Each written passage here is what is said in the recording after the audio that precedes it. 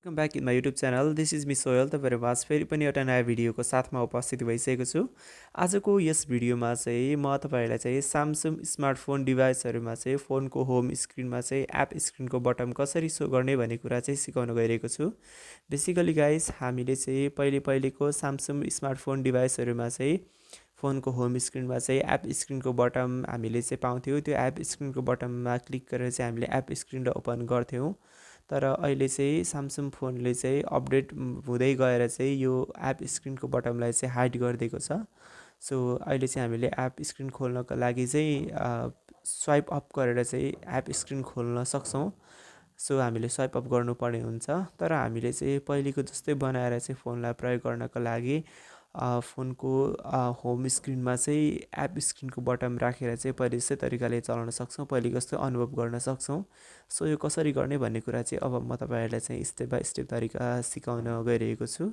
So अहिले तपाईँहरूले चाहिँ यहाँनिर मेरो फोनको स्क्रिनमा चाहिँ तपाईँहरूले कतै पनि एप स्क्रिनको बटन चाहिँ देख्नु भएको छैन। एप स्क्रिनको बटनलाई चाहिँ एप्स भनेर भन्छ हाम्रो स्क्रिन रिडरले। तर त्यहाँनिर चाहिँ एप स्क्रिनको बटनमा चाहिँ एउटा आइकन हुन्छ, त्यहाँ क्लिक गरेर चाहिँ हामीले त्यो एप स्क्रिनलाई चाहिँ ओपन गर्न सक्छौँ र विभिन्न एपहरू चाहिँ हामीले प्रयोग गर्न सक्छौँ। सो यो एप स्क्रिनको बटनलाई चाहिँ फोनको होम स्क्रिनमा ल्याउनको लागि सबैभन्दा पहिले त तपाईँहरूले स्वाइप अप गरेर एप स्क्रिनमा आउनु होला। अनि त्यसपछि यो टप राइट कर्नरमा चाहिँ तपाईँले 3 डट पाउन सक्नुहुन्छ, जसलाई मोर अप्सन भन्छ। यसमा क्लिक गर्नु होला। क्लिक गरिसकेपछि तपाईँहरूले चाहिँ यहाँनिर सेटिङमा क्लिक गर्नु होला। सेटिङमा गइसक्नु भएपछि तपाईँले यहाँ विभिन्न अप्सनहरू देख्न सक्नुहुन्छ। तपाईँले यो अप्सनमध्ये सो app screen on home screen भन्ने यो जुन अप्सन छ यसलाई चाहिँ अन गरिदिनु होला।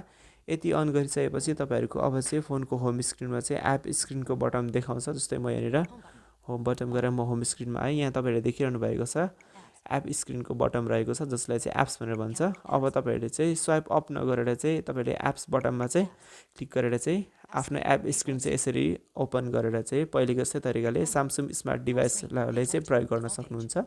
सो यही नै रहेको थियो आजको यो सानो ट्युटोरियल भिडियो। यदि तपाईँलाई यो भिडियो मन पऱ्यो भने लाइक, कमेन्ट, सेयर, साथै हाम्रो यस युट्युब च्यानललाई सब्सक्राइब गरेर नजिकै रहेको नोटिफिकेसन बेल आइकन दबाई अलमा राख्न नबिर्सनु होला यस्तै न्यू टेक ट्युटोरियल भिडियो हेर्नको लागि। साथै हाम्रो टेलिग्राम च्यानल, त्यसै गरी फेसबुक अनि टिकटकमा पनि हामीलाई चाहिँ फलो गर्न नबिर्सनु होला। Thank you so much for watching this video and have a wonderful day.